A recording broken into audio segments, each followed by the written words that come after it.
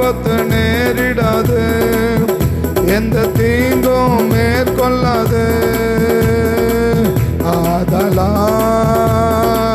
ஆபத்து நேரிடாது, எந்த தீங்கும் மேற்கொள்ளாது.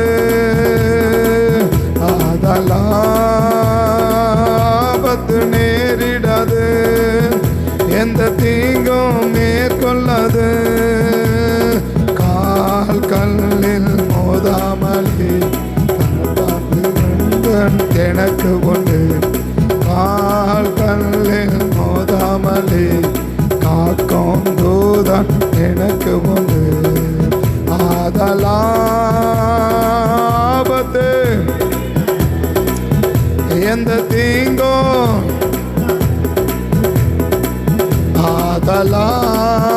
ஆபத்து நேரிடாது, எந்த தீங்கும் மேற்கொள்ளாது.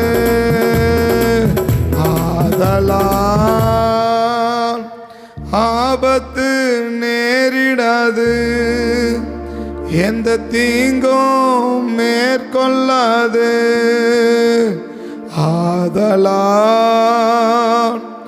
ஆபத்து நேரிடாது, எந்த தீங்கும் மேற்கொள்ளாது. எதனால ஆபத்து என்னை மேற்கொள்ளாது, எனக்கு ஒரு தீங்கு வராது? எதனால் நமக்கு ஒரு தீங்கு வராது அப்படின்னா, ஒரே மாதிரி இருந்தோன்னா நமக்கு எந்த தீங்கும் வராமல் கர்த்தர் காப்பாற்றுவார். ஒரே மாதிரி இருந்தால், ஆரம்பத்தில் இருக்கிற மாதிரியே நம்ம இருந்தோன்னா நமக்கு தீங்கு வராமல் என்ன செய்வார்? ஆண்டவர் நம்மளை காப்பாற்றுவார். எல்லா இக்கட்டுக்கும் நம்மளை நீங்களாக்குவார். நம்ம நேற்று கவனித்தோம். இன்றைக்கி கர்த்தர் நமக்கு சொல்கிறது, நீ ஒரே மாதிரி இருந்துட்டேன்னா உனக்கு எந்த ஒரு தீங்கும் என்ன செய்யாது, நேரிடாது. உனக்கு எந்த ஒரு அழிவும் வராமல் நான் என்ன செய்வேன்? நான் பாதுகாப்பேன். அதான் காலையில் சொல்கிறது, உனக்கு ஒரு அழிவு வராமல் நான் என்ன செய்வேன்? பாதுகாக்குவேன். உனக்கு ஒரு அழிவும் வராமல் உன்னை பாதுகாக்குவேன். அதான் இன்றைக்கி காலையில் கர்த்தர் நமக்கு சொல்கிறது. அப்போ நமக்கு ஒரு அழிவுகள் வராமல் இருக்கணும் அப்படின்னா நம்ம ஒரே மாதிரியாக நம்ம இருக்கணும். ஒரே மாதிரியாக நம்ம இருக்கணும். அநேகரை போல் அப்பப்போ ஒரு மாதிரியாக நம்ம என்ன செஞ்சிடக்கூடாதுன்னா மாறிடக்கூடாது. அழிவு வராமல் நம்ம காக்கணும். ஒரு அழிவும் நமக்கு வராமல் கர்த்தர் காப்பாற்றணும் என்பது தேவனுடைய விருப்பம். அந்த விருப்பத்தை கர்த்தர் நமக்கு நிறைவேற்றி முடிக்கணும். அவர் விரும்புகிறார், என் பிள்ளைக்கு ஒரு அழிவும் வரக்கூடாது, எந்த ஒரு தீங்கும் எங்கள் பிள்ளைக்கு என்ன செஞ்சிடக்கூடாது, வந்துடக்கூடாதுன்னு ஆண்டவருடைய விருப்பம். அந்த விருப்பத்தை நிறைவேற்றணும்னா, அவருடைய விருப்பத்தை அவர் நிறைவேற்றணும் அப்படின்னா நம்ம ஒரே மாதிரியாக இருக்கணும்.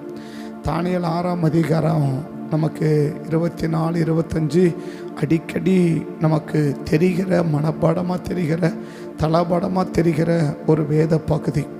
ஆனால் அந்த வேத பகுதியில் அந்த தானியேலை ஆசீர்வதிக்க ஆபத்து வரும்போது அது வராமல் தேவன் என்ன செய்கிறார்? பாதுகாக்கிறார் இல்லையா?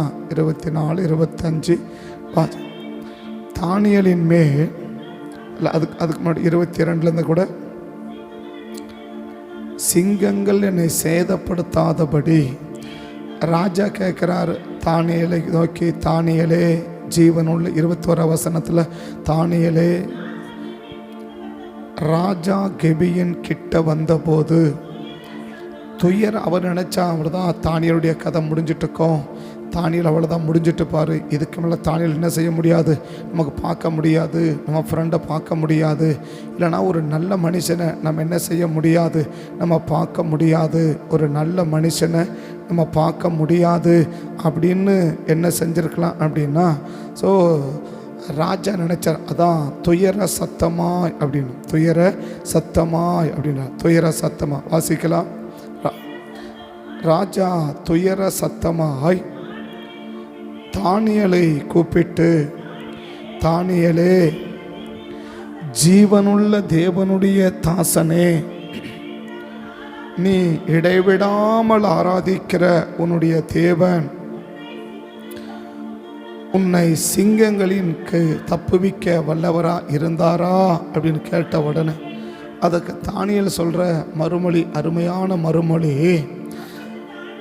தானியேல், ராஜாவே நீர் என்றும் வாழ்க, சிங்கங்கள் என்னை சேதப்படுத்தாதபடிக்கு தேவன் தம்முடைய தூதனை அனுப்பி அவைகளின் வாயை கட்டி போட்டார். அது ஏன், ஆதலால் ஏன் என்னை கட்டி, ஏன் அப்படி செஞ்சு என்னை ஆபத்து அழிவு என்னை மேற்கொள்ளாமல் எனக்கு ஒரு தீங்கு வராமல் என்னை ஏன் காப்பாற்றினார் அப்படின்னா, அவருக்கு முன்பாக நான் குற்றமற்றவனாய் காண்பித்தேன். ராஜாவாக உமக்கு முன்பாகவும் நான் நீதிக்கேடு செய்யலை, ஒரு அழிவு என்ன செய்யலை, எனக்கு வரலை. அது ஏன் வரலை அப்படின்னா, அந்த 10வது வசனுடைய அந்த முதல் பகுதி, தானியேலோ வென்றால் அந்த பத்திரத்துக்கு கையெழுத்து வைக்கப்பட்டதென்று அறிந்த போதும் தன் வீட்டுக்குள்ளே போய் தன் மேல் அறையிலே எருசலேமுக்கு நேராக பலகணிகள் திறந்திருக்க, அதான் தான் முன்பு செய்து வந்தபடியே தினம் 3 வேளையும், அந்த ஒரே ஒரு வார்த்தை தான், தான் முன்பு செய்து வந்தபடியே அப்படின்னா, ஆரம்பத்தில் இருந்த மாதிரியே நான் என்ன செய்கிறேன், நான் இருக்கிறேன்ற. ஆரம்பத்தில் இருந்த மாதிரி, ஆரம்பத்தில் நான் எப்படி இருந்தனோ அதனால் ஒரே மாதிரியாக தானியேல் என்ன செய்கிறான்னா இருக்கிறார். ஆரம்பம் எப்படிப்பட்ட ஆரம்பம், முதல் அதிகாரத்திலேருந்து 6ஆம் அதிகாரம் முதல் பகுதி வரைக்கும் நீங்கள் பார்த்தீங்கன்னா உயர்வு உயர்வு, ஆசீர்வாதம் ஆசீர்வாதம் ஆசீர்வாதம் ஆசீர்வாதம். யாருக்கு? தானியேலுக்கு. முதல் அதிகாரம் ஆசீர்வாதம், 2ஆம் அதிகாரம் ஆசீர்வாதம், 3ஆம் அதிகாரம் ஃப்ரெண்டுங்களுக்கு ஆசீர்வாதம், 4ஆம் அதிகாரம் ஆசீர்வாதம், 5ஆம் அதிகாரம் ஆசீர்வாதம், 6ஆம் அதிகாரம் ஆசீர்வாதம்.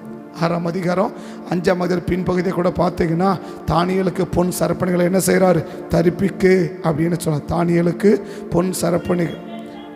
பெல்சாத்சார் தானியேலுக்கு இரத்தாம்பரத்தையும் தரிப்பித்தான்றார் இல்லையா.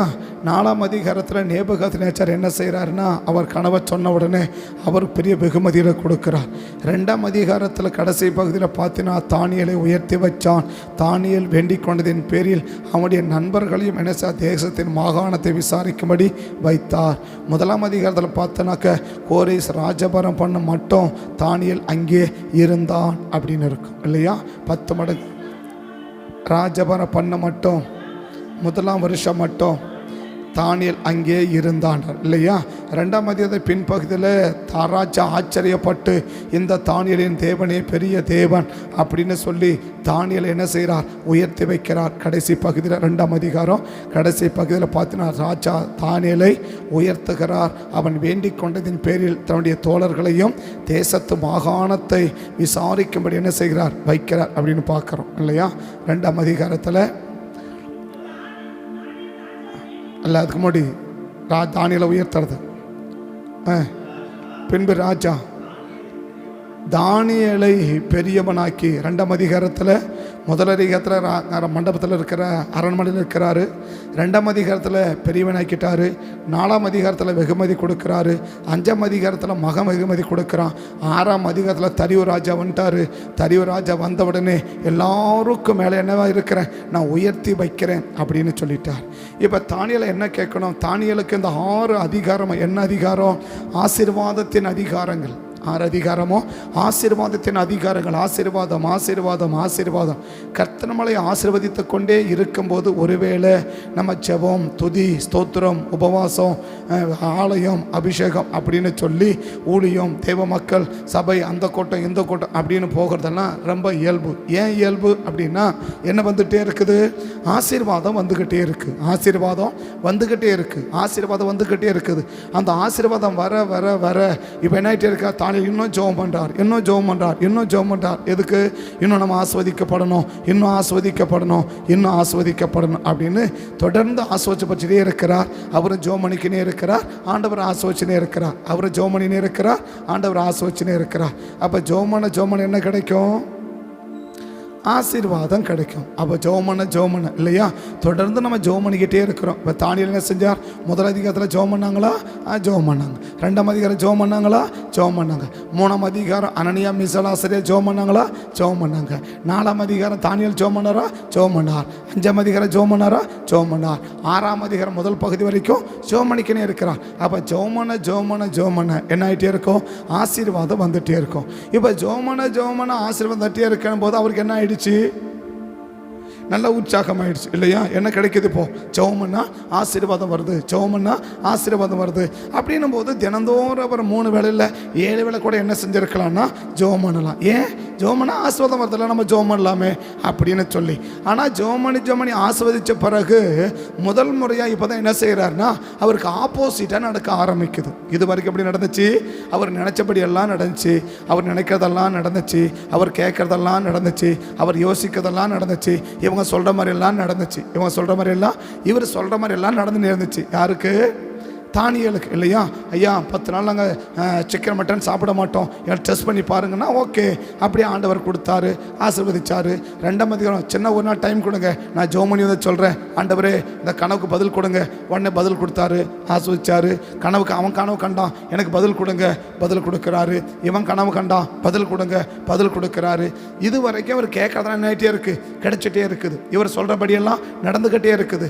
எல்லாமே சாதகமாக இருக்குது, எல்லாமே ஆதரவாக இருக்குது, எல்லாமே அவருக்கு கம்ஃபர்டபுளாக இருக்குது. அதனால் தானியேல் ஒரு வேளைக்கு மேலே 3 வேளையில் 7 வேளை கூட என்ன செஞ்சுனே இருக்கலாம்? ஜெபம் பண்ணிக்கினே இருக்கலாம். அப்போ 6ஆம் அதிகாரம் முதல் பகுதி வரைக்கும் தானியேலுடைய ஆசீர்வாதத்தின் அதிகாரம். அதனால் அந்த நாட்களிலே தானியேல் ஜெபம் பண்ணுறது ராஜா சாதாரணமான ஒரு காரியம். ஆனால் முதல் முறையாக 6ஆம் அதிகாரம் 5வது 4வது வசனத்துக்கு பிறகு தான் அவருக்கு பிரச்சனை என்ன செய்யுது? ஆப்போசிட்டாக மாறுது. 6 அதிகாரம் வரைக்கும் என்னவா இருந்துச்சு? ஆசீர்வாதமாக இருந்துச்சு. 6ஆம் அதிகாரம் 5வது வசனத்தில் தான் அவருக்கு என்னவே மாறுது? பிரச்சனையே ஆரம்பிக்குது, போராட்டமே ஆரம்பிக்குது, நெருக்கமே ஆரம்பிக்குது. இந்த ஆசீர்வாதம் கிடைச்ச நேரத்தில் ஜெபிச்ச மாதிரி, அதை நான் எப்படி சொல்கிறேன், ஆண்டவர் நம்ம கேட்குறதெல்லாம் கொடுக்கிற போது இருக்கிற மாதிரி, ஒருவேளை நம்ம கேட்கறத கொடுக்காததை போல தெரிஞ்சா, கொடுக்காம இல்லை, கொடுக்காததை போல தெரிந்தால் நம்ம எப்படி இருப்போம்? ஆண்டவர் இதுவரைக்கும் படி கொடுத்துருக்கிறார், கேட்கறதெல்லாம் கொடுத்துட்டே இருக்கிறார். யாருக்கு? தானியேலுக்கு.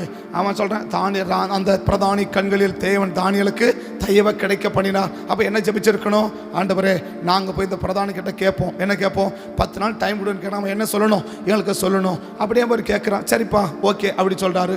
ஆண்டவரே அவன் சொப்பனம் கண்ட உருவத்தை கண்டானா, என்னமோ கனவை கண்டானா, அது என்னென்னு சொல்லுங்க அப்படின்னா ஓகேப்பா சொல்கிறேன் அப்படின்றாரு. எங்களை நெருப்பில் போட்டவனை காப்பாற்றுறான் ஆண்டவரே, ஓகேப்பா காப்பாற்றுறாரு. அவன் கனவு கண்டிருக்கான், பெரிய மரத்தை வெட்டினானா, எல்லாம் விழுந்துச்சான், எல்லாம் நனைஞ்சிச்சான், பறவைலாம் பறந்துச்சான், என்ன சொல்லுங்கண்ணா, இதாப்பா விஷயம் அப்படின்னு சொல்லி அனுப்புகிறாரு. இவன் பையன் கேட்குறான், எழுத்த பச்சு மேனே தெக்கல் உப்பு அரிசின்னு எழுதியிருக்கு, இது என்ன அர்த்தம் அப்படின்னா சொல்லுங்கன்னா அதை சொல்கிறார். ஏன்டா தானியேல் இது வரைக்கும் கேட்குறதெல்லாம் கொடுத்துக்கினே இருக்கிறார். அதனால் தானியேல் என்ன பண்ணிகிட்டே இருக்கிறாரு? ஜெபம் பண்ணிக்கிட்டே இருக்கிறார். ஒரு ரகசியத்தை கண்டுபிடிச்சார். என்ன? நம்ம ஜெபம் பண்ண தேவன் நம்மளை ஆசீர்வதிக்கிறா, நம்ம ஜெபம் பண்ண தேவன் நம்மளை ஆசீர்வதிக்கிறா அப்படின்னு கண்டுபிடிச்சிட்டா. ஆனால் இது வரைக்கும் ஆபத்து இல்லை, பிரச்சனை இல்லை. இது வரைக்கும் ஆபத்து அடுத்தவங்களுக்கு தான். இது வரைக்கும் 6ஆம் அதிகாரம் முதல் பகுதி வரைக்கும் ஆபத்தும் பிரச்சனையும் போராட்டமும் நெருக்கடியும் கஷ்டமும் யாருக்கு? அடுத்தவர்களுக்கு தவிர யாருக்கு இல்லை? தானியேலுக்கு இல்லை. ஆனால் முதல் முறையாக இவருக்கு இப்போ தான் ஆப்போசிட்டாக நடக்குது. இவர் நினைக்கிறதுக்கு எதிர்மறையான காரியங்கள் என்ன செய்யுது? சம்பவிக்க ஆரம்பிக்குது. இப்படி எதிர்மறையான காரியங்கள் நடக்க சம்பவிக்க ஆரம்பிக்கிற நேரத்தில் இப்போ தானியேல் எப்படி இருக்கிறார் என்பது தான் முக்கியம். 6 அதிகாரம் ஈஸியாக ஜெபம் பண்ணலாம், சர்ச்சுக்கு போகலாம், உபவாசம் பண்ணலாம், காணிக்கை கொடுக்கலாம், தசமாக கொடுக்கலாம், எல்லாம் பண்ணலாம், ஓகே. ஆனால் 6ஆம் அதிகாரம் பின் 5ஆம் வசனத்தில் இப்போ என்ன ஆரம்பிச்சிச்சு?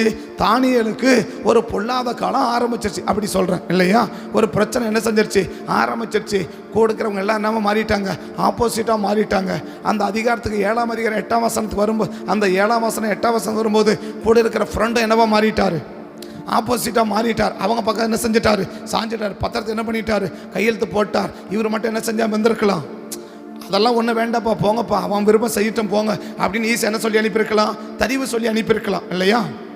இப்போ தானியேல் என்ன யோசிக்கணும், 120 ரூபாய் கேட்குறான். என்ன கேட்குறான், ஐயா 1 மாதம் வரைக்கும் உங்களை தான் என்ன பண்ணணும், எல்லாரும் வாங்கணும், உங்கள் காலில் தான் விழணும், உங்களை தான் தெய்வமாக பார்க்கணும், உங்களை தான் தெய்வமாக வணங்கணும், நீங்கள் இது மாதிரி ஒரு சட்டம் போடுங்க அப்படின்னு சொன்னால், இப்போ தரிவு என்ன பண்ணியிருக்கணும், தரிவு யார், ஒரு நல்ல அப்பா அம்மாவுடைய பிள்ளை, இல்லை சொன்னால் நல்ல அம்மாவுடைய பிள்ளை அப்படி சொல்லலாம் இல்லையா? தரிவு யார், நல்ல அம்மாவுடைய பிள்ளை யார், தரிவு இல்லையா? யாருடைய பிள்ளை, அகாசுர ராஜாவுடைய மகன். அகாசுர ராஜாவுடைய மகன். அகாசுர ராஜா யார், அகாசுர ராஜாவுடைய மனைவி யார், எஸ்தர் இல்லையா? அகாசுர ராஜாவுடைய மனைவி யார், எஸ்தர் இல்லையா? அப்போ நல்ல ஒரு மனைவிக்கு பையன், நல்ல ஒரு அப்பா அம்மா, நல்ல ஜபம் ஜபம் ஜபம் ஜபம் அப்படின்னு உயிரை கொடுத்து ஜபிச்சபடிய மகன் யார், தரிவா இருக்கணும் இல்லையா? தரிவா, ஏன்னா அகாசுர ராஜாவுடைய மகன் அப்படி தான் எழுதியிருக்கிறதுனால அதை நான் அப்படி சொல்கிறேன். அதனால் கட்டாயம் என்ன செஞ்சுருக்கணும், ஒரு நல்ல எப்போ பாரு ஜபம் ஜபம் ஜபம் ஜபம் அப்படின்னு உயிரை கொடுத்து ஜபிச்ச தாத்தாவும் அப்படி தான் ஜபிச்சாரு, அம்மாவும் அப்படி தான் ஜபிச்சாங்க.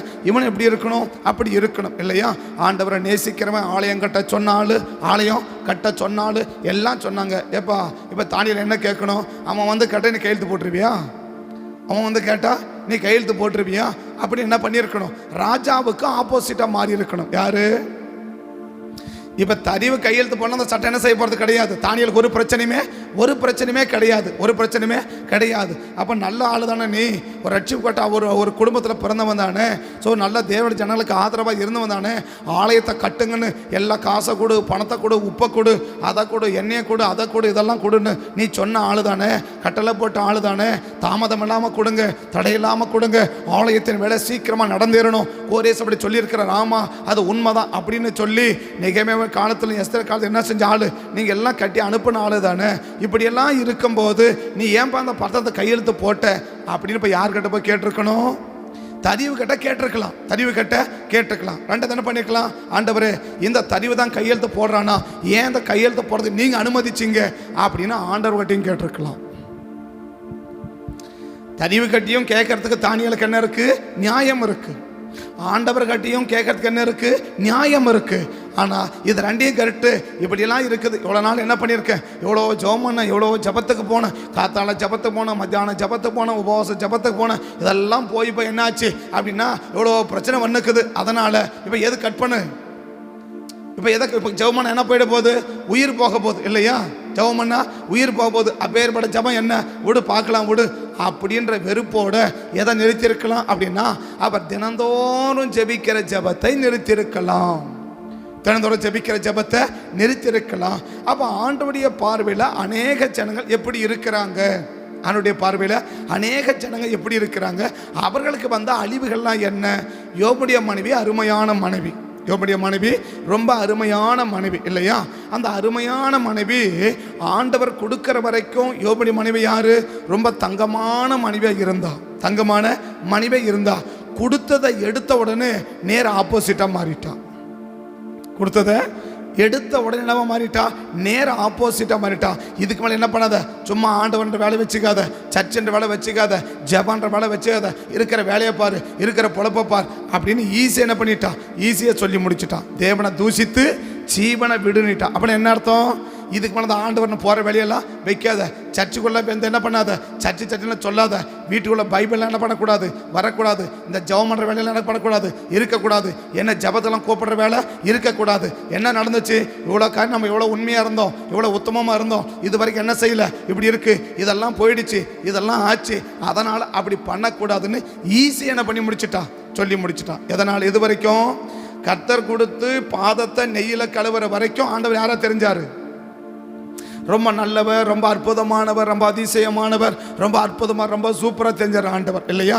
ஆனால் இன்னைக்கு அந்த கொடுத்ததை எடுத்து கொஞ்சம் கஷ்டம் வந்துச்சு, இந்த கஷ்டம் நீடிக்க போகிறதில்ல, பட் அந்த கஷ்டம் வந்துச்சின்னு தெரிஞ்ச உடனே இப்போ என்னவா மாறிட்டா அப்படின்னா, ஸோ நேர ஆப்போசிட்டாக மாறிட்டான். எந்த கூட்டம், கொடுத்ததை எடுத்த கூட்டம் இல்லையா? ரெண்டாவது, கொடுத்ததை கேட்டாலே ஒருத்தன் ஆப்போசிட்டாக மாறிட்டான். ஒரு கூட்டம் எப்படி இருக்குது, கொடுத்ததை எடுத்தா என்ன இருக்குது, உடனே கோபம், உடனே கொடுத்ததை எடுத்த அவர் தான் கொடுத்தார். யார் கொடுத்தா? இது வரைக்கும் யோபு கொடுத்ததெல்லாம் யாரு? அவர் தான் கொடுத்தார். அவர் கொடுத்ததை அவர் எடுத்தா உடனே நமக்கு என்ன வந்துருச்சு? பயங்கரமான கோபம் வந்துருச்சு. பயங்கரமான கோபம் வந்துருச்சு. ரெண்டாவது யாரு அப்படின்னா, லூக்கா 19 கொடுத்ததை கேட்டா ஒருத்தன் சண்டைக்கு வந்துட்டான். கொடுக்கறத கேட்டா ஒருத்தன் என்ன பண்றான்? கொடுக்கறது கேட்டார், தம்பி நான் கொடுத்தனே, அது என்னப்பா ஆச்சு அப்படின்னு கொடுத்ததை என்ன செய்யறாரு? இப்போ கேட்கிறார். கொடுத்ததை கேட்கிறார். கொடுத்ததை கேட்ட உடனே ஒருத்தனுக்கு என்ன வருது? பயங்கரமான கோபம் அவன் சொல்றான், பேசுற இதுக்கு முன்னாடி பூச்சே விடாதவன், இதுக்கு முன்னாடி ஒரு வார்த்தை கூட பேசாதவன், இது வரைக்கும் என்ன செய்யல, ஒரு ஆண்டவருக்கு முன்னாடி எதிர்த்து நிற்காதவன், இவன்லாம் இப்படி இருப்பானான்னு கூட தெரியாது. அந்த அளவுக்கு 10 பேர் எப்படி இருந்தாங்களோ அதே போலதான் யாரு இருந்தா? இந்த ஒரு தாளந்து வாங்கினவனும் இருந்தான். 5 மத்திய மாதிரி 5 தாளந்து வாங்கினவனும் எப்படி இருந்தானோ, 2 தாளந்து வாங்கணும் எப்படி இருந்தானோ, ஒரு தாளந்து வாங்கணும் அப்படி இருந்தான். இல்லை லூக்கா சொல்கிற மாதிரி 10 பேர் எப்படி இருந்தாங்க? ஒரே மாதிரி இருந்தாங்க. இவங்கிட்ட எந்த ஒரு குறையும் என்ன செய்யலை, கண்டுபிடிக்க முடியல. அந்த அந்த எஜமான், அந்த பிரபு இவனை மனப்பூர்வமாக நம்புற அளவுக்கு நடித்தான். இருந்தான்னு சொல்ல முடியாது. என்ன செஞ்சாம? எஜமான் அந்த பிரபு இவங்கிட்ட கொடுத்தா நம்ம சொன்னவன் என்ன செய்வான் அப்படின்னு அந்த எஜமான் நம்புற அளவுக்கு இவன் இல்லை. அந்த இருக்கிற மாதிரி என்ன செஞ்சான்? நடித்தான். இப்போ கொடுத்தார். கொடுக்கும்போது எப்படி வாங்கிட்டு போனா? ஒவ்வொரு தானது ஒன்று கொடுத்தா, இந்த உனக்கு ஒன்று, இந்த உனக்கு ஒன்று, இந்த உனக்கு அப்படி ஒன்று கொடுத்தா. கொடுக்கும்போது எப்படி வாங்கிட்டு போனா? ரொம்ப சந்தோஷமாக வாங்கி பாக்கெட்டில் போட்டுன்னு போனான். ரொம்ப சந்தோஷமாக. நம்ம போன வாரம் ஜோமனம் அதுக்கு இல்லையா? கொடுக்கும்போது ஒரு மாதிரி, கொடுத்ததை திரும்ப கேட்டால் ஒரு மாதிரி இல்லையா? இது ஏகமானிக்கு என்ன செய்யுது? இன்னைக்கு அப்படி தான் நடக்குது. வாங்கும்போது என்ன செய்யுது? ரொம்ப சந்தோஷமாக வாங்குறாங்க. அதை கொடுக்கறத கேட்டால் என்ன வராங்கன்னா, ஏகப்பட்ட சண்டை வருது. ஏகப்பட்ட சண்டைங்க, ஏகப்பட்ட பிரச்சனை, ஏகப்பட்ட போராட்டம். சரி போராட்டம் பண்ணியாவது கொடுத்தேன்னு பார்த்தா அதுவும் இல்லை. அது போய் காடு போராட்டம் பண்ணியாவது என்ன பண்ண, சரி கொடுத்துட்டே பண்ணால் அதுவும் கிடையாது இல்லையா? அப்படி இருக்குது. இது எந்த ஆவின்னு தான் நம்ம ஏற்கனவே பார்த்துட்டோம். பொல்லாதவனுடைய ஆவி அப்படின்னு நம்ம 7 காத்து என்ன பண்ணியிருக்கோம்? நம்ம ஜெபிச்சிருக்கோம். அப்போ நம்ம என்ன பார்க்குறோம்? வாங்கும்போது எப்படி வாங்கினா? ரொம்ப நல்ல சந்தோஷமாக வாங்கின்னு போனான். அந்த பிரபுடைய நம்பிக்கைக்கு உரியவனான். அவன் நம்பலாம். ஓகே, எல்லாருக்கோட இவங்கிட்ட கொடுத்தா கரெக்டாக செய்வான் அப்படின்னு நம்பி வாங்கின்னு போனான்.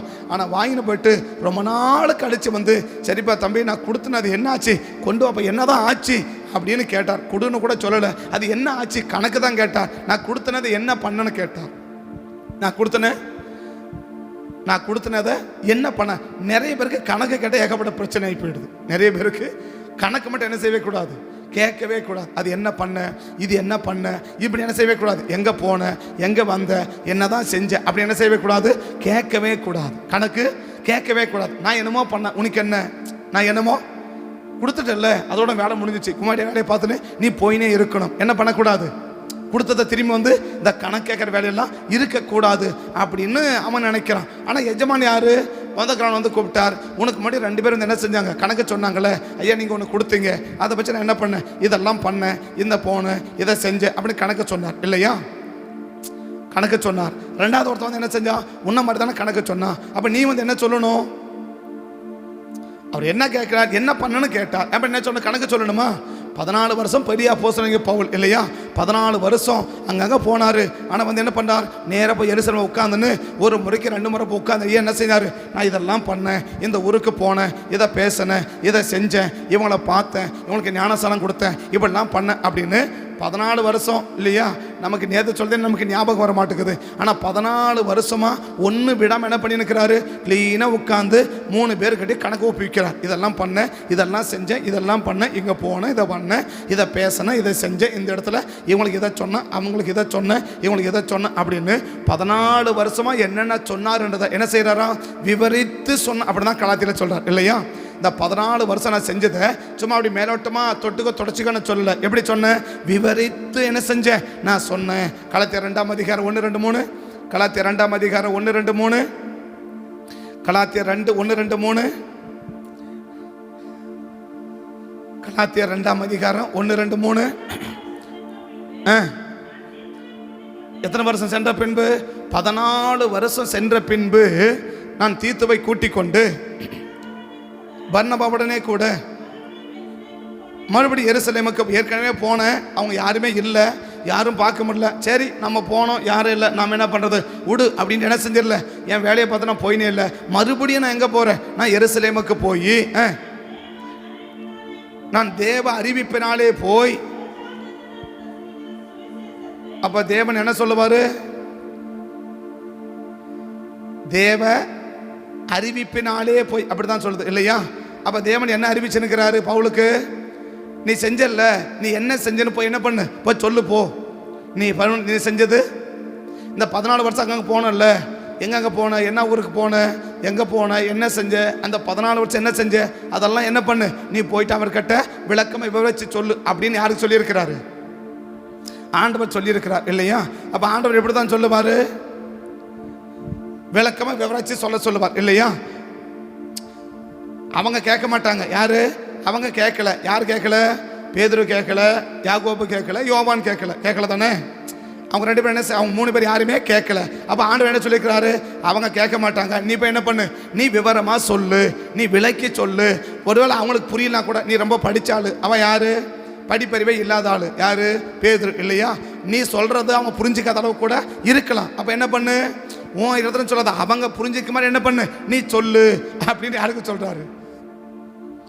அப்படின்னா எவ்வளோ நேரம் உட்காந்து பிரசங்கம் பண்ணிருக்கணும் பேதுரு, பவுல். அப்போ ஏற்கனவே பண்ண பிரசங்கம் என்ன பண்ணியிருக்கிறாரு? ஏற்கனவே அவளுக்கெல்லாம் பிரசங்கம் பண்ணி முடிச்சுட்டு வந்துட்டார். இப்போ பண்ண பிரசங்கம் இங்கே என்ன செய்யணும்? இதில் ஒன்று கூட என்ன செய்யக்கூடாது, மறைக்கக்கூடாது இல்லையா? ஒன்று கூட மறக்கவும் கூடாது, மறைக்கவும் கூடாது, மறக்கவும் கூடாது. ஒன்று மறந்தது என்னன்னு சொல்லிருப்பாரு, ஆமாம் இது சொன்னியா அப்படின்னு கேட்டிருப்பார். யாரு? ஏன்னா தேவ அறிவிப்பில் தானே போறாரு, தேவ அறிவிப்பில் தானே போறாரு. அப்ப என்ன சொல்லி அறிவிச்சிருக்காரு? நீ பண்ணதை பூரா கிளீன் என்ன பண்ணு, நீ சொல்லு, கிளீனை ஒன்று விடாம சொல்லு. அப்படின்னா ஒன்று விடாம, மறைக்காம, மழுப்பாம, மறக்காம என்ன பண்ணு, கிளீனா சொல்லுப்பா. எத்தனை வருஷத்து?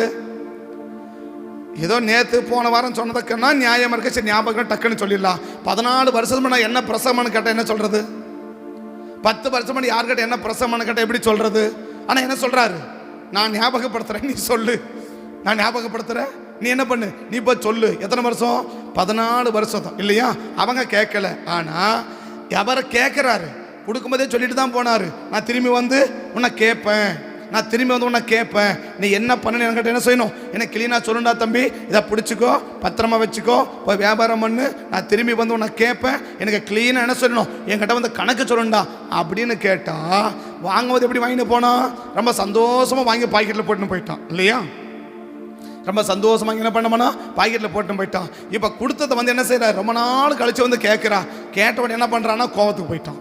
கேட்ட உடனே வாங்கும்போது எப்படி தெரியும், எப்படி வாங்கினா, நிஜமான வாங்கினா, பிரபுவா வாங்கினா, ராஜாவா ஏத்துக்கிட்டான். ஆனா திரும்பி கேட்ட சொல்றாரு, நீ பொல்லாத மனுஷன், உன்னை பத்தி எனக்கு தெரியும், நீ விதைக்காத இடத்தில் அறுக்கிறவர், நீ தெளிக்காத இடத்துல சேர்க்கிறவர் என்று கடினமுள்ள மனுஷன் என்று அறிவேன். எப்படி போயிட்டான்? நீ விதைக்காததை எடுக்கிறவரும் அறுக்கிறவரும் ஆகிய கடினமுள்ள மனுஷன் என்று. அப்படின்னா இப்ப நான் உன்னை யாரு, எப்பா பெரிய தப்பான மனுஷன் எப்ப தெரியுது? தப்பான மனுஷன் எப்ப தெரியுது? கொடுத்தத என்ன பண்ணனு கேட்டார், குடுன்னு கூட கேட்கல. ஏன் இவன் கண்ணுக்கு மட்டும் என்ன பண்ணாரு? ஒருத்தன் 10 லட்சம் வாங்கி ஒரு பையில போட்டுக்கினாரு. ஒரு தானதை முதல்ல வந்து என்ன சொன்னா, ஐயா 1 கொடுத்தீங்க, அதை வாங்கி என்ன செஞ்ச, 10 சம்பாதிச்சான் இல்லையா? இப்போ 10 சரி கொண்டாப்பா அந்த 10 அப்படின்னு வாங்கி இவர் வாங்கிக்கிற கூட என்ன செஞ்சிருக்கலாம், எப்பா நம்ம கிடக்கிறத என்ன பண்ணுவான் போல் இருக்கு, இவன் வாங்கிக்குவான் போல் இருக்குது, அதனால இவன் மோசமான ஆளுப்பா, பாரு நல்ல நம்ம கிட்ட கொடுத்து நாம கஷ்டப்பட்டு சம்பாதிக்கிறோம், இவன் எல்லாத்தையும் வந்து வாங்கி சொல்லிட்டு பையில போட்டு போறான்பா அப்படின்னு சொல்லி கேட்கலாம். ஆனால் எஜாஜ் என்ன சொன்னாரு, அதை அப்படியே அவன் கையில் கொடுத்து இன்னும் 10 பணத்தை என்ன பண்ணு இவனுக்கு கொடுப்பான் அப்படின்னு அனுப்புனாரு. இப்போ இதை யாரும் பார்க்குறான், இவன் கண்ணில் பார்க்குறான்ல. இப்போ 2வது முறை வந்து அவனை சொல்கிறான், அப்படியே தானே வாங்கிட்டு போனான். அப்போ இவனுக்கு எப்படி கொடுத்துருப்பாரு? அப்படி தானே கொடுத்துருப்பாரு. ஆனால் இவனுக்கு என்ன, என்கிட்ட கணக்கு கேட்கக்கூடாது, அவ்வளோதான். என்கிட்ட கொடுத்தீங்கல்ல, அதோட சரி கொடுத்துட்டா கம்முன்னு போயிடணும். கொடுத்துட்டா இன்னும் சொன்னா மறந்துடு, கொடுத்துட்டா மறந்துடு, அதோட மறந்துடணும். திரும்ப என்ன செய்யக்கூடாது, இந்த கேட்குற வேலையெல்லாம் இருக்கக்கூடாது. நான் என்னமோ பண்ணுவேன், நான் எங்கேயோ போவேன், நான் எங்கேயோ வருவேன், என்னமோ பண்ணுவேன், என்ன ஏன் பண்ணி கணக்கு கேட்குறீங்க? என்ன நான் எங்கேயோ போயிட்டு வருவேன், நான் போகிறதெல்லாம் கூட சொல்ல முடியுமா? நான் போன இடத்தெல்லாம் உங்கள்கிட்ட என்ன செய்ய முடியும், சொல்ல முடியுமா? அப்படின்னா தேவ அறிவிப்பு என்ன? உண்மையிலே ஒரு சரியா ஒரு மனுஷன் கூட தேவன் இருக்கிறா இல்லை தேவ ஆவி இருக்குது, இல்லை தேவ பிரசன்னம் இருக்குது அப்படின்னா, உண்மையிலே ஒரு மனுஷனோட தேவ ஆவின்னா அவன் அசைஞ்சா கூட யாருக்கு சொல்லணுமா? சொல்ல வேண்டியவங்களுக்கு சொல்லணுமா? அது யாருக்கு ஒன்று, சரியா? சொல்ல வேண்டியவங்களுக்கு நாங்கள் போகிறேன், இங்கே வரேன், இதை செஞ்சேன், இதை பண்ணேன், அப்படி என்ன செய்யணுமா? 14 வருஷ சம்பவத்தை என்ன சொல்லி கேட்குறாரு? விவரித்து சொல்ல சொல்றாருன்னா அப்போ இவங்களுக்கு என்ன சொல்லியிருக்கணும்? அப்போ இவங்கெல்லாம் யாரு? ஒன்று கொடுத்ததை எடுத்தா ஒன்று கோபத்துக்கு வருது, கொடுத்ததை கேட்டா கோபத்துக்கு வருது. இதுக்கு மத்தியில் இப்போ ஒன்றுமே இல்லை. ஆரம்பத்தில் நல்லா இருந்தாங்க, இப்போ போக என்னவா மாறிட்டாங்க? எல்லாம் ஒரு மாதிரியா மாறிட்டான். யாரு? யோபுடைய மனைவி என்னவா மாறிட்டான்? ஒரு மாதிரியா மாறிட்டான் இல்லையா? இந்த ஒரு தாளந்தம் வாங்கணும் என்ன பண்ணிட்டான்? அவன் ஒரு மாதிரியா மாறிட்டான். ஆம்பளையும் அப்படிதான் இருக்குது, பொம்பளையும் அப்படிதான் இருக்கு. ஆம்பளையும் எப்படி இருக்கிறான்? கொடுக்கும்போது ஒரு மாதிரியா இருக்கிறான், கொடுக்கலன்னா ஒரு மாதிரியா இருக்கிறான். அதே போலதான் பொம்பளை இப்படிதான் இருக்கு. கொடுக்கும்போது ஒரு மாதிரியா இருந்தா, வாங்கின உடனே என்ன பண்ணிட்டா? ஒரு மாதிரி ஆயிட்டா. இவங்கெல்லாம் எப்படி இல்லை? ஆரம்பத்தில் இருந்ததை போல இவங்க என்ன இல்லை. இதுக்கு மத்தியில் தேவன் தானியலை பார்க்குறா. சரி, தானியலை அவளை நம்பினேன். நான் சொன்னேன், யோபுடைய மனைவி எவ்வளோ நல்லவ, எவ்வளோ அருமையான பிள்ளைப்பா, யோபு எவ்வளோ கோஆப்ரேட் பண்ணுறான் அப்படின்னு நினச்ச பார்த்தா, இப்போ தான் நினச்சி அப்படி கொஞ்சம் எடுத்த உடனே பயங்கர பிரச்சனை பண்ணிட்டாள், பயங்கர போராட்டம் பண்ணிட்டாள், பயங்கர ஆப்போசிட்டாக மாறிட்டாள் அப்படின்னு அவளை புரிஞ்சுக்கிச்சு. இவன் வாங்கும் போதெல்லாம் நல்லா வாங்கின்னு போனான். திருப்பி என்னடா பண்ணு கேட்டால் சண்டைக்கு வரான், கோபத்துக்கு வரான், அடிக்கிறதுக்கு வரான், என்னென்னமோ பேசுகிறான், அவன் பாட்டுக்கு திட்டுறான், என்னென்னமோ என்ன சொல்கிறான், போடுறான் அப்படின்னு சொல்லி அவனை பத்தி புரியுது. சரி, தானியேல் நீ தான் எப்படி இருக்கிறன்னு கொஞ்சம் பார்க்கணுமே. நீ எப்படி இருக்கிறன்னு இப்ப ஆம்பளையும் பார்த்தேன், பொம்பளையும் பார்த்தேன், இப்படிதான் இருக்குதுங்க, எல்லாம் இப்படிதான் இருக்குதுங்க. எப்படி? கொடுத்தா ஒரு மாதிரி, கொடுக்கலாம் ஒரு மாதிரியா இருக்குதுங்க. ஆரம்பத்தில் ஒரு மாதிரியா இருக்குதுங்க, கொஞ்ச நாள் போன என்னவா இருக்குது? ஒரு மாதிரியா மாறுது. நான் இதெல்லாம் அப்படி பார்த்துன்னு வரும்போது கடைசி வரைக்கும் ஒரே மாதிரி இருக்கிற ஆள் என்ன செய்ய முடியல, கொஞ்சம் பார்க்க முடியல. சரி, உன்னையும் ஆசை வச்சுனே வரேன். சரி, நீ எப்படி இருக்கணும்னு தெரியணுமில்ல, நீயும் எப்படி எனக்கு தெரியணுமில்ல அப்படின்னு தான் இப்போ என்னன்றாரு. சரி, இப்போ ராஜா கண்ட தானியேல் என்ன பண்ணியிருக்கலாம்? ராஜா கண்டையும் சண்டை போட்டிருக்கலாம், ஆண்டியரோடய சண்டை போட்டிருக்கலாம். நான் எவ்வளோ உண்மையாக ஜெபம் பண்ணேன், எவ்வளோ உத்தமமாக ஜெபம் பண்ணேன், எனக்கு ஏன் அப்படி நடக்குது அப்படின்னு கேட்டிருக்கணும். ஆனால் என்ன செய்றாரு? அவர் ஆண்டவர் வட்டியும் கேட்கல, ராஜா கட்டம் போய், ஏயா இவளால் எல்லாம் உன்னை தானே வணங்குறாங்க, நீ தானே ராஜா, வேற உனக்கு என்ன வேணும்? எல்லாரும் வந்துட்டு உன்னை வணங்குனாக்க எப்படி இதெல்லாம் நியாயம்? என்னால் வணங்க முடியுமா? நீ ஒரு நல்ல அப்பா அம்மா பிள்ளை தானே, நீ ஆண்டவரை வணங்குற ஆள் தானே, ஆண்டவரை ஜெபிக்கிற ஆள் தானே, நல்ல உங்கள் அப்பா அம்மா பிள்ளை ஜோமானவ தானே, அப்படி இருக்கும்போது நீ எப்படி இதுக்கு ஒத்துக்கிட்ட? நீ எப்படி கையெழுத்து போட்ட? எது கையெழுத்து போட்டனா என்ன வந்திருக்கு உனக்கு அப்படின்னு ராஜா கட்டியும் சண்டைக்கு போயிருக்கலாம். ஆனால் தானியேல் ராஜா கட்டியும் சண்டைக்கு போல, ஆண்டவர்கிட்டையும் சண்டைக்கு போல. அவர் சொல்றாரு, உயிர் போனால் கூட சரி நான் அப்படியே தான் இருப்பேன், என் உயிர் போனால் கூட சரி நான் இப்படி தான் இருப்பேன். ஆரம்பத்தில் எப்படி இருந்தனோ அதே மாதிரி தான் இப்பயும் இருப்பேன். இது வரைக்கும் இந்த 6 அதிகாரம் என்ன செஞ்சு இருக்கிறீங்க? நான் கேட்கறதெல்லாம் எனக்கு கொடுத்தனே ஏந்தீங்க, நான் கேட்கறதெல்லாம் எனக்கு கொடுத்தனே ஏந்தீங்க, நான் கேட்கறதெல்லாம் எனக்கு கொடுத்தனே ஏந்தீங்க. ஆனால் இப்போ நான் கேட்காத ஒன்று எனக்கு கொடுத்துருக்கிறீங்க. என்ன கொடுத்துருக்கிறீங்க? நன்மையை கொடுத்துருந்தா சந்தோஷமாக வாங்கின்னு போயிட்டு இருப்பேன். ஆனால் என்ன கொடுத்துருக்கிறீங்க? என் உயிரே போகிற மாதிரி ஒரு பிரச்சனையை கொடுத்துருக்கிறீங்க, உயிர் போகிற மாதிரி ஒரு பிரச்சனையை பண்ணியிருக்கிறீங்க. ஒரு நல்ல பிரச்சனை கொடுத்தா கூட பரவாயில்ல, ஒரு போராட்டம்னா கூட பரவாயில்ல, சரி போன்னு சொல்லிட்டு இப்போ பிரச்சனை என்ன பிரச்சனை? என் உயிரே போகிற மாதிரி ஒரு பிரச்சனை என்ன பண்ணியிருக்கிறீங்க, அனுமதிச்சிருக்கிறீங்க. சரி, எனக்கு என்ன போயிட்டு இருக்கு, விடு, அவன் ஜெபிக்கலான்றான், நான் ஜோமனாத போகிறேன் அப்படின்னு சொல்லிட்டு ஜெபத்துக்கு ஒரு மூடி வச்சுட்டு பைபிளை மூடி தூக்கி ஓரம் தூக்கி வச்சுட்டு அப்படி நிம்மதியாக பண்ணியிருக்கலாம், நல்லா சாப்பிட்டு நல்லா தூங்கிட்டு நல்லா பார்த்து போயிட்டே இருக்கலாம். அவர் சொல்கிறாரு, ஆரம்பத்தில் எப்படி இருக்கணும், கொடுக்கும்போது எப்படி இருக்கிறனோ, பிரச்சனை இல்லாத போது நான் எப்படி இருந்தனோ, பிரச்சனை வந்த போதும் நான் அப்படி தான் இருப்பேன். தான் எவ்வளோ வென்றால் தான் முன்பு செய்து வந்தபடியே. ஆண்டவரே, நீங்க எல்லாரையும் பார்த்துருக்கலாம், நீ ஆம்பளைங்களை பார்த்துருக்கலாம், பொம்பளையும் பார்த்துருக்கலாம், அவங்க ஒவ்வொரு மாதிரியா மாதிரி பாரி போறது என்ன பண்ணியிருக்கலாம், நீங்க பார்த்துருக்கலாம். ஆனால் எல்லாரையும் மேலே என்ன பண்ணிடாதீங்க, என்ன நினைச்சிடாதீங்க, எல்லாரையும் மேலே என்ன பண்ணிடாத, என்ன நினைச்சிடாதீங்க. நான் எல்லாரையும் போல இல்லை. ஒன்று நினைச்சா இன்னைக்கு ஒரு மாதிரி, நாளைக்கு ஒரு மாதிரி, அப்படி நேரத்துக்கு நாளுக்கு நாள் நான் மாறுற ஆளு கிடையாது. உயிரே போனாலும் நான் அப்படி தான் இருப்பேன். நீ வேணா சோதிச்சுக்கோங்க, கெபில போறீங்களா போட்டுக்கோங்க, எடுக்கிறீங்களா எடுத்துக்கோங்க, எடுத்தாலும் அப்படி தான் இருப்பேன், கொடுத்தாலும் அப்படி தான் இருப்பேன். என் வாழ்க்கையில் நாளுக்கு நாள் மாறிக்கிற பழக்கம் என் வாழ்க்கை என்ன செய்யாது, இருக்காது. என் வாழ்க்கையில் நாளுக்கு நாள் மாற்றிக்கிற பழக்கம் எனக்கு இருக்காது, நேரத்தை மாத்திர பழக்கம் எனக்கு இருக்காது. சூழ்நிலைக்கு ஏற்றபடி மாறிக்கிற பழக்கம் எனக்கு இருக்காது. எப்பவும் நான் எப்படி தான் இருப்பேன், ஒரே மாதிரி தான் இருப்பான் ஆண்டவர்ன்றத அவர் வாயில சொல்லல, வாழ்க்கையில நிரூபிச்சு காட்டிட்டார். வாயில சொல்லல. இன்னைக்கு வாயில நம்ம சொல்லணும், ஆண்டவரே நாங்க ஒரே மாதிரி இருக்கிறோம், ஓகே நோ ப்ராப்ளம்.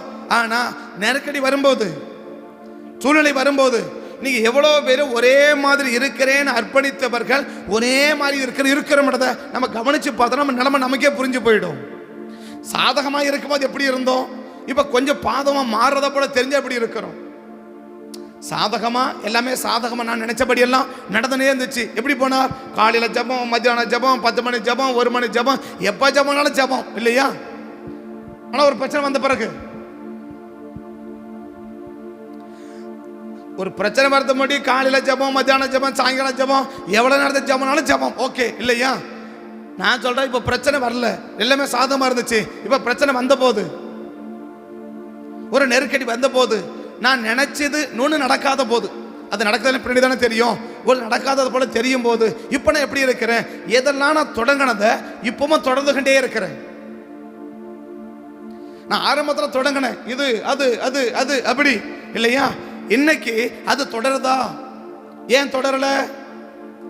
தொடராத போனதுக்கு என்ன காரணம், தொடராத போனதுக்கு என்ன பிரச்சனை, அதை தொடர்ந்து என்ன ரீசன் அப்படின்னா, அதுக்கு ஒரு பெரிய காரணம் இருக்குது. இந்த பிரச்சனை அதனால தொடர முடியல, இந்த பிரச்சனை அதனால தொடர முடியல. அப்ப தானியலுக்கு என்ன பிரச்சனை? அவருக்கு அதே பிரச்சனை தானே, தானியலுக்கும் அதே பிரச்சனை தானே. அவருக்கு என்ன செய்ய முடியல? அவர் தீசை தவிர்த்து வந்திருக்கலாமா, அவர் தடைப்பட்டு இருக்கலாமா? அவர் சொல்றாரு, நான் இப்படிதான் இருப்பேன். எப்படி இருப்பேன்? ஆரம்பத்தில் எப்படி இருந்தனோ அதே போலதான் கடைசி வரைக்கும் இருப்பேன். ஆண்டவரே நீங்க வேணா பாருங்க, நான் ஆம்பளை போலையும் இருக்க மாட்டேன், இந்த பொம்பளை போலையும் இருக்க மாட்டேன். அவன் வாங்கிட்டு போயிட்டான், வாங்கும்போது ஒரு மாதிரி இருந்தான், கொடுக்கும்போது கேட்டால் ஒரு மாதிரி ஆயிட்டான். இப்போ வாங்கும்போது ஒரு மாதிரி இருந்தா, கொடுக்கும்போது ஒரு மாதிரி ஆயிட்டான். இவங்களே போல என்ன செய்ய மாட்டேன், நான் இருக்க மாட்டேன். ஏன்னா நான் ஒரே மாதிரி தான் இருக்க நீங்க விரும்புறீங்கன்னா, நான் ஒரே மாதிரி என்ன செய்ய இருக்க விரும்புறேன். நான் இருக்க விரும்புறேன்றத வாயில சொல்லாம வாழ்க்கையில நிரூபிச்சதுனால கர்த்தர் எந்த ஒரு ஆபத்தையும் தானியலுக்கு வராதபடி கர்த்தர் பாதுகாத்தார். ஒரு தீங்கும் ஒரு அழிவும் நமக்கு வராம கர்த்தர் பாதுகாக்கணும்னா, இன்னைக்கு தேவன் என்ன எதிர்பார்க்கிறா? ஒரே மாதிரி இரு. ஒரே மாதிரி இருந்துட்டோம்னா நம்ம ஒரு ஆபத்தும் என்ன செய்யாது, வராதுன்னு சொல்லல, ஆபத்து நம்மளை மேற்கொள்ளாது, இல்ல தீங்கு நம்மளை மேற்கொள்ளாது. தீங்கு நம்ம அனுபவிக்க முடியாது, ஆபத்து நம்மளை அனுபவிக்க முடியாது. அந்த ஆபத்தும் தீங்கும் நம்ம அனுபவிக்காம இருக்கணும்னா, ஆபத்தையும் தீங்கையும் அனுபவிக்காம, சுகத்தை அனுபவிக்கிறத போல, விடுதலை அனுபவிக்கிறத போல, பணத்தை அனுபவிக்கிறத போல, வசதிகளை அனுபவிக்கிறத போல, ஆபத்தையும் தீங்கையும் அனுபவிக்காம இருக்கணும்னா ஒரே மாதிரி இருக்கு. ஆரம்பத்தில் எப்படி இருக்குமோ அதே மாதிரி கடைசி வரைக்கும் இருந்துட்டோம்னா, தீங்கையும் ஆபத்தையும் அனுபவிக்காதபடி கத்தமலை காப்பா. ஒரு தீங்கும் ஒரு ஆபத்தும் வராம கத்தர் காக்கணும். கத்தர் எதிர்பார்க்கறது ஒரே மாதிரி இரு. கண்ணை மடி ஜெபம் பண்ணலாங்களா? கண்ணை மடி ஜெபம் பண்ணலாமா? ஆதலால் ஆபத்து நேரிடாது, ஒரு தீங்கும்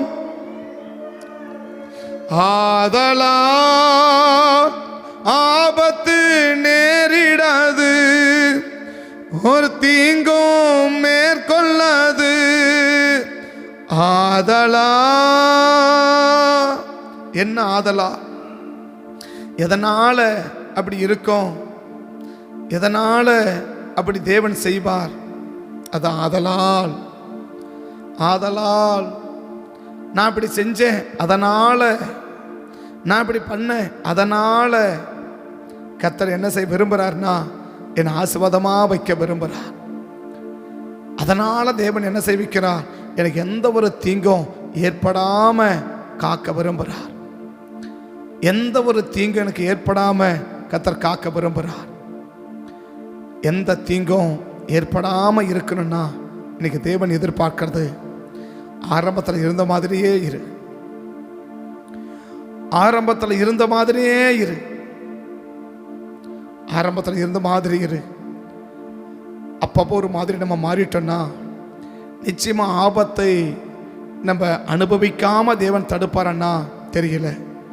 ஆனால் ஆபத்து அனுமதிக்காம தடுக்கணும்னா, ஆரம்பத்தில் இருந்ததை போலவே நம்ம இருந்துட்டோம்னா நிச்சயமாக ஆபத்துகளை நம்ம அனுபவிக்காதபடி தேவன் தடுப்பார். ஆபத்தை அனுபவிக்காதபடி தேவன் தடுப்பார். இன்னைக்கு நீங்களும் நானும் ஆபத்தை அனுமதிக்க கூடாதுன்றது தேவனுடைய விருப்பம். தேவனுடைய விருப்பம். ஆபத்தை நீ அனுபவிக்க கூடாது. ஆசீர்வாதத்தை அனுபவிக்கணும், நன்மையை அனுபவிக்கணும், மேன்மையை அனுபவிக்கணும், உயர்வை அனுபவிக்கணும், சமாதானத்தை அனுபவிக்கணும். ஆனால் ஆபத்தை நீ அனுபவிக்க கூடாது. ஆபத்தை நீ அனுபவிக்க கூடாது. அது தேவனுடைய விருப்பம். ஏன் இன்னைக்கு நம்ம ஆபத்தை அனுபவிக்கிறோம்னா, ஆரம்பத்தில் இருந்ததை போல இன்னைக்கு நம்ம இருக்கிறோமான்றத நம்ம கொஞ்சம் யோசித்து பார்த்துடணும். நம்ம நிதானித்து பார்த்துட்டா நிச்சயமாக தேவன் நம்மளை ஆபத்தை அனுபவிக்காதபடி கர்த்தர் மாற்றிடுவார். ஆபத்தை அனுபவிக்காதபடி மாற்றிடுவார். நாம் ஆபத்தை அனுபவிக்கக்கூடாது. ஆசீர்வாதத்தை தான் நம்ம அனுபவிக்கணும், நன்மையை தான் நம்ம அனுபவிக்கணும். தேவனேம துதிக்கிறோம். இந்த காலை வேளையில் ஒருவேளை கடந்த நாட்களில் ஆண்டவரேம துதிக்கிறோம் ஐயா, ஸ்தோத்திரம். இருந்ததை போல நாங்கள் ஒருவேளை இல்லைன்ற பட்சத்தில் தான் இன்றைக்கி ஆபத்துகளை நாங்கள் அனுபவிக்க வேண்டியதாக இருக்குமானால் இந்த காலை வேளையில் எங்களை அர்ப்பணிக்கிறோம், எங்களை ஒப்பு கொடுக்கிறோம். இனி ஒரு நாளும் ஆபத்தை நாங்கள் அனுபவிக்காதபடி ஆசீர்வாதங்களை அனுபவிக்கக்கூடியவங்களா எங்களை மாற்றிருங்கப்பா. ஆபத்தை அனுபவிக்காம ஆசீர்வாதங்களை அனுபவிக்கக்கூடியவங்களா எங்களை மாற்றுங்க, எங்களை மாற்றுங்க. ஆரம்பத்தில் எப்படி இருந்தோமோ அதே போல் நாங்கள் கடைசி வரைக்கும் இருக்க எங்களை அர்ப்பணிக்கிறோம், எங்களை ஒப்பு கொடுக்குறோம். ஆரம்பத்தில் எப்படி இருந்தோமோ அதே போல் கடைசி வரைக்கும் நாங்கள் இருப்போம். எங்களை நம்பி எங்களை ஆசீர்வாதத்தை அனுபவிக்கிறவங்களா மாற்றுங்க. ஆபத்தை நாங்கள் ஒரு நாள் அனுபவிச்சிடக்கூடாது, தீமையை ஒரு நாளும் நாங்கள் அனுபவிச்சிடக்கூடாது. ஆசீர்வாதத்தை மட்டும் அனுபவிக்க உதவி செய்யுங்கப்பா. அர்ப்பணிக்கிற ஒவ்வொரு பிள்ளைகளையும் ஆபத்தை அனுபவிக்காம ஆசீர்வாதங்களை அனுபவிக்கிறவங்களா மாற்றிருங்க சாமி. ஆபத்தை அனுபவிக்காம ஆசீர்வாதங்களை அனுபவிக்கிறவர்களாய் கர்த்தர் மாற்றிடுங்க. கர்த்தபடி மாற்றி ஆஸ்வதிக்க போகிற உன்னத கிருபைக்காய் உமக்கு நன்றிகளை ஏறெடுத்து ஜெபிக்கிறோம். உங்கள் மகிமையுள்ள கரம், உங்கள் மகத்துவமான கரம் எங்கள் கூட இருந்து எங்களை வழி நடத்தட்டும். நாள் முழுவதும் கர்த்தர் பொறுப்படுத்திக் கொள்ளும்.